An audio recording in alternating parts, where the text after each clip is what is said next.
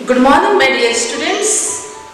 आज हम लोग सूर्यकांत त्रिपाठी निराला द्वारा रचित काव्य खंड का अध्ययन करेंगे। उत्साह और अट नहीं रही है। सूर्यकांत त्रिपाठी निराला का जन्म 1899 ईस्वी में बंगाल के मेदिनीपुर जिले के महिसादल गांव में हुआ था। उनका पितृग्राम गढ़ाखोला जिला उन्नाव है। इनकी विधिवत स्कूली शिक्षा 9वीं कक्षा तक हुई। पत्नी की प्रेरणा से ही इनकी साहित्य और संगीत में रुचि पैदा हुई। इनका जीवन दुखों और संघर्षों से भरा हुआ था। छायावाद और हिंदी की स्वतंत्रतावादी कविता के प्रमुख आधार स्तंभ निराला के साहित्य संसार में भारतीय इतिहास, दर्शन और परंपरा का व्यापक बोध होता है। उनकी रचनाओं में प्रकृति का विराट तथा उदात्त चित्र, विद्रोह, क्रांति, प्रेम की तरलता तथा दार्शनिकता दृष्टिगोचर होती है। इन्होंने सबसे पहले मुक्त छंद का प्रयोग किया।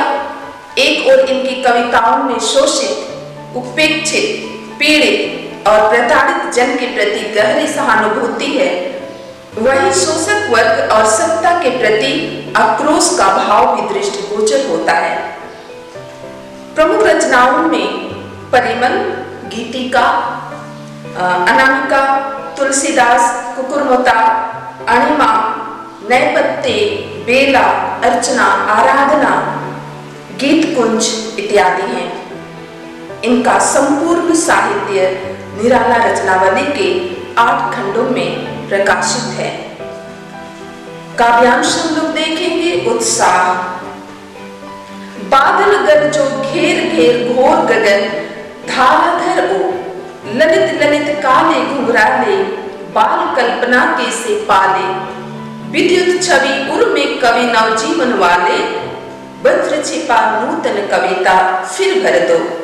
बादल गरजो विकल विकल उन्मन थे उन्मन, विश्व के निदाग के सकल जन, आए अज्ञात दिशा से अनंत के रात घन, तप्त धरा जल से फिर शीतल कर दो।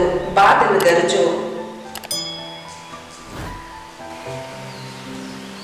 उत्साह कविता में कवि ने बादल को क्रांति दूत मानकर उससे आह्वान किया है कि अपनी पौरुषमयी गर्जना से समस्त आकाश को गुंजायमान कर दो। कवि ने काले घुंघराले बादल वाले बादलों तथा बाल कल्पनाओं के समान पा लेते मानकर उसे नवजीवन प्रदान करने वाले कवि का रूप भी प्रदान किया है। प्रस्तुत कविता में कवि बादल का आह्वान करते हुए कहते हैं कि बादल के अनेक रूप प्रस्तुत हुए हैं। कभी उसके झूमने और कोमलता का चित्रण करता है तो कभी घनघोर गर्जन का। वास्तव में कवि बादलों से लोक को मंगलकारी रूप धारण करने की प्रार्थना करता है। कवि बादलों को संबोधित करते हुए कहता है कि हे बादल, घनघोर गर्जना कर सारे आकाश को भर दो, अर्थात गगन का कोई भी कोना उसके कठोर गर्जना से वंचित ना रह सके। गर्जना करते हुए पृथ्वी पर जल बरसाओ। आकाश में फैले हुए बादल अपनी कोमलता के कारण सुंदर और मृदुल है। काले काले बादल काले घुंघराले बादलों के समान शोभायमान हो रहे हैं। बादल बच्चों की कल्पना के समान पवित्र और मृदुल है। बाल कल्पना से पालित बादल हैं। बादलों के बीच चमकती बिजली को देख कवि को लगता है कि जैसे बादलों ने अपने हृदय में बिजली की छवि को छिपाए रखा है। बादल नव जीवन देने वाले हैं। कवि निराला अपने जीवन में भी बादल की गर्जना जैसी निडरता, बिजली जैसी ओजस्विता और शीतलता प्रदान करने वाली परोपकारिता चाहते हैं। कवि बादल से आग्रह करते हैं कि अपनी वज्र जैसी कठोरता को छिपाकर एक नवीन कविता से आकाश के जीवन को भर दे। कवि का मानना है कि केवल कोमलता से काम चलने वाला नहीं है। बादलों की भांति वे भी नित्य नई नई कविता कहने के लिए मचल रहे हैं, क्योंकि नवीनता लाने के लिए विध्वंस, विप्लव और क्रांति आवश्यक होते हैं। बादल बरसने के लिए व्याकुल थे, अनमने थे। विश्व के लोग जनमानस प्यासे हैं। ताप और गर्मी के कारण तप्त प्यासे जनमानस को तुम्हारा ही सहारा है। वे तुम्हारी ही आस लगाए हुए बैठे हैं, कवि कहते हैं। अर्थात क्रांति के वाहक बादल अज्ञात दिशा से अंतहीन आकाश से जल बरसाकर इस प्यासी धरती को शीतलता प्रदान करते हैं। तपिते धरती को जल बरसाकर शीतल कर दो, कवि आग्रह करते हैं। अर्थात संसार में रहने वाले लोग गर्मी से आह व्याकुल हैं। पानी की थोड़ी सी बूंदें जब बरस जाती हैं तो उनको शीतलता प्राप्त होती है। अर्थात कवि उससे आग्रह करते हैं। एक ओर बादल अपने शीतल जल से जर्मन की प्यास शांत करता है, तो दूसरी ओर यही बादल जो क्रांति का प्रतीक है, कवि नई कल्पना, नवजीवन के अंकुर उगाएगा। इसी से क्रांति का सूत्रपात होता है।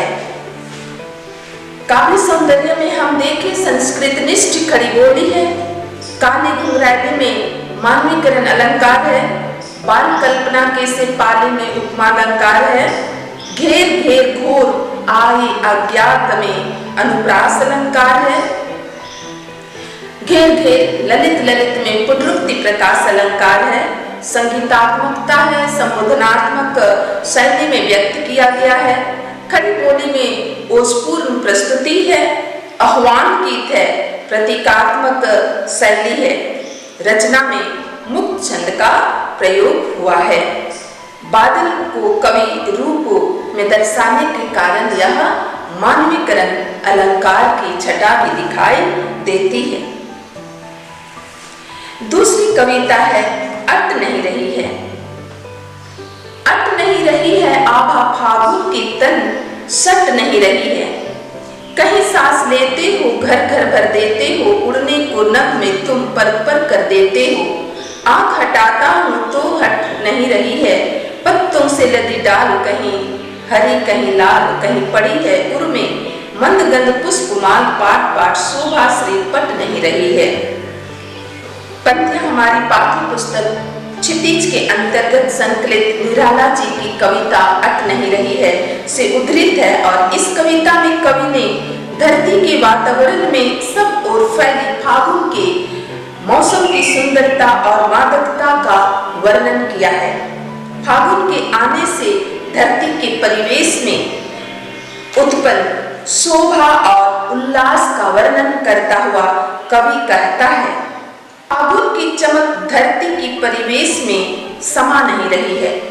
जैसे हम लोग फागुन मास हम लोगों का बसंत ऋतु को इंगित करता है, अर्थात हिंदी मास जो है अंग्रेजी मास के जनवरी का 14-15 दिन और फरवरी का 14-15 दिन से एक हिंदी मास बनता है। तो यहाँ फागुन बसंत ऋतु को दर्शाता है। छायावाद की एक खास विशेषता है अंतर्मन के भावों का बाहर की दुनिया से सामंजस्य स्थापित करना। अट नहीं रही है कविता निम्नलिखित पंक्तियों से उपयुक्त धारणा को पुष्टि होती है करती है। आभा फागुन की तन सट नहीं रही है। कवि ने फागुन की शोभा का मानव मन के साथ सामंजस्य बैठाया है। फागुन की मोहकता मन को उमंग से भर देता है और कहता है, कहीं सांस लेते हो घर घर भर देते हो, उड़ने को नभ में तुम पर पर कर देते हो। आंख हटाता हूँ तो हट नहीं रही है। स्थितियों को दर्शाते हैं। सांस लेना, घर घर भरना, नभ में उड़ने को पर करना, इन्हें प्रकृति तथा मानव दोनों के संदर्भ में जोड़कर देखा है। प्रकृति के वायु रूप में श्वसन क्रिया से मानव मन प्रभावित हो रहा है। वह पक्षियों की भांति उड़ान भरने को व्याकुल है। कहीं पड़ी है उर में मंद गंध पुष्पमाल, मनुष्य के गले में पहनी पुष्पमाला की भांति वृक्षों के हृदय पर भी पुष्पमालाएं शोभित हो रही हैं। इस प्रकार से कवि